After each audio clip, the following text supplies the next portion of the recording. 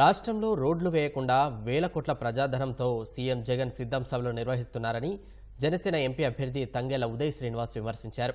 పిఠాపురం పవన్ కళ్యాణ్ పోటీ చేయడంతో కాకినాడ పార్లమెంట్ పరిధిలో తనకు భారీ మెజార్టీ వస్తుందన్నారు. కూటమి ప్రభుత్వం అధికారంలోకి రాగానే కాకినాడ జిల్లాను అభివృద్ధి చేస్తానంటున్న ఉదయ్ శ్రీనివాస్తో మా ప్రతినిధి సాయికృష్ణ ముఖాముఖి.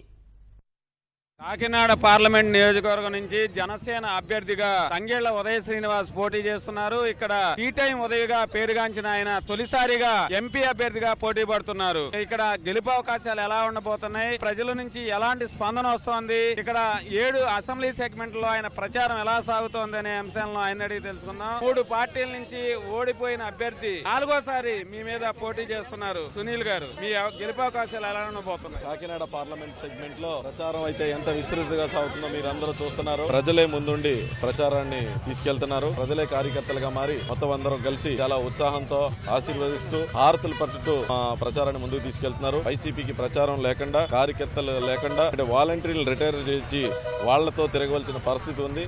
ఇక్కడ కాకినాడలో 7 సెగ్మెంట్లు, పార్లమెంట్ లో 7 సెగ్మెంట్లలో కూడా కూటమి అభ్యర్థులు అందరూ కూడా అత్యధిక మెజారిటీతో గెలవబోతున్నారు, ఇంక్లూడింగ్ ఎంపీతో సహా. పవన్ కళ్యాణ్ గారు మీ పరిధిలోనే పిఠాపురంలో పోటీ చేస్తున్నారు. ఆయనకి అనూహ్య స్పందన వస్తోంది. ఈసారి ఆ ప్రభావం మొత్తం గోదావరి జిల్లాల మీద కూడా పూర్తి స్థాయిలో పడింది. మీ గెలుపు అవకాశాలు ఆయన పోటీ చేయడం వల్ల ఇంకా ఎంతవరకు మేరకు పెరిగాయి? 100% మా అధినేత పవన్ కళ్యాణ్ గారు ఇక్కడ పోటీ చేస్తున్నారు అంటే అత్యధికంగా మెజారిటీ రాబోతుంది. అది ఎంపీకి కూడా కలిసి రాబోతుంది. సో మెజారిటీ అనేది కాకినాడ పార్లమెంట్ కి ఇంకా చాలా మెరుగైన మెజారిటీ రాబోతుంది. పిఠాపురం ప్రజలు అందరికన్నా ఎక్కువ మెజారిటీ ఇవ్వబోతుంది. కాకినాడ అనేది తూర్పు తీరంలో దేశంలోనే ఒక ప్రముఖమైన స్థానం, చాలా ముఖ్యమైనది. ఇక్కడ గత 5 ఏళ్ల పాలనలో అనేక కార్యక్రమాలు జరిగాయి. 7 నియోజకవర్గాల్లో వనరులు అత్యధికంగా ఉన్నప్పటికీ ఆశించిన స్థాయిలో అభివృద్ధి జరగలేదు వైకాపాలన అనేది ఉంది. మీరు ఏం గుర్తించారు? 100% ఈ కాకినాడ పార్లమెంట్ లో అత్యధిక వనరులు ఉన్నా సరే ఆ వనరులన్నీ కూడా దోచుకునే విధంగా దీని ఒక పార్లమెంటు, ఇక్కడ ప్రజలు ఉన్నారని కాకుండా ఇది ఒక బంగారపు గని అని ఫీల్ అయ్యి మొత్తం అన్నింటిని పోర్ట్ ని అభివృద్ధి చేయకుండా దాంట్లో అక్రమ రవాణా, రైస్ ను అక్రమ రవాణా చేయటం, గంజా అక్రమ రవాణా చేయటం, ఇలాంటి వాటికి వాడటం, అలా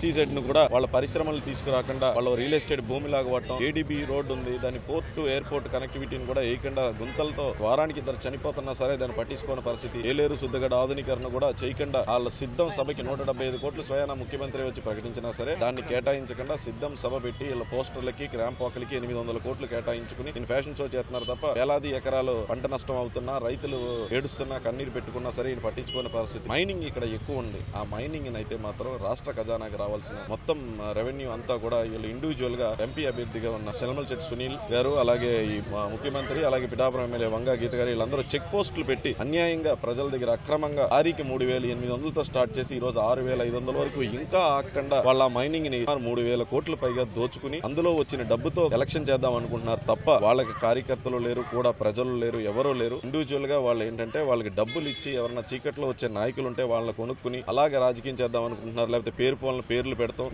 గుర్తులు తెచ్చుకుని ఇదే చేస్తున్నారు తప్ప వాళ్ళ ప్రజల్లో తిరిగి రాజకీయం చేసే పరిస్థితి అయితే కనపట్లేదు. మీరు గెలిస్తే కాకినాడ పోర్టుతో పాటు ఉప్పాడ ఫిషింగ్ హార్బర్, అట్లాగే జాతీయ రహదారి కనెక్టివిటీ, కాకినాడలో అభివృద్ధి క్యారిడార్ గా తీర్చిదిద్దారని స్వయంగా ప్రధానమంత్రి మోడీ గారు కూడా ప్రకటించారు. కాకినాడ పార్లమెంట్ పరిధిలో మీరు గెలిస్తే ఎట్లాంటి అభివృద్ధి చేయబోతున్నారు? పోర్టుని అభివృద్ధి చేయడం కానివ్వండి, లేకపోతే SEZ లో పరిశ్రమలు తీసుకురావడం కానివ్వండి, ఫిషింగ్ హార్బర్ కంప్లీట్ చేయడం కానివ్వండి, మేము చేనేతలకు ఉపయోగపడేలాగా ఒక బ్రాండ్ తయారు చేసి మార్కెట్ యార్డ్ తయారు చేయడం కానివ్వండి, తిరిగి వెళ్ళిపోయిన petroleum complex, electronic manufacturing cluster ఇవన్నీ తీసుకురావడంతో పాటు మైనింగ్ ని రాష్ట్ర ఖజానాకు చేసేటట్టు, కాకినాడను ఒక మంచి పర్యాటక కేంద్రంలో చేసేటట్టు, ఇవన్నీ కూడా ఇంత కన్నులున్నాయి, ఇంత వనరులున్న ఒక పార్లమెంట్ అని NDA అభ్యర్థి అయిన ఉదయ్ శ్రీనివాస్ టీ టైం ఉదయ్ గెలిపించండి, కాకినాడ అభివృద్ధికి నేను గ్యారంటీ అని చెప్పి స్వయాన ప్రధానమంత్రి గారే ప్రజల ముందు సభావేదికగా మొత్తం బహిరంగంగా చెప్పారు. 100% నేను గెలిస్తే మోడీ గారు చెప్పినట్టు, మోడీ గారి సహకారం, అలాగే చంద్రబాబు నాయుడు గారి సహకారం, మా అధినేత పవన్ కళ్యాణ్ గారి సహకారం, ఆయన నియోజకవర్గం కూడా ఈ కాకినాడ పార్లమెంట్ లో ఉంది కాబట్టి అత్యధిక నిధులు మా పవన్ కళ్యాణ్ గారికి, మోడీ గారు చెప్పినట్టు ఇవన్నీ ఆయన డెవలప్ చేస్తానన్నారు. అలాగే అత్యధిక నిధులు కాకినాడ పార్లమెంట్ కి తెచ్చి కాకినాడ సిటీని ది బెస్ట్ స్మార్ట్ సిటీగా తీర్చిదిద్దామని మీ అందరికీ హామీ ఇస్తున్నాను. కాకినాడ నియోజకవర్గంలో గత 5 సంవత్సరాల వైకాపా పాలనలో అనేక వనరుల్ని ధ్వంసమయ్యాయి, దోపిడీ చేశారు.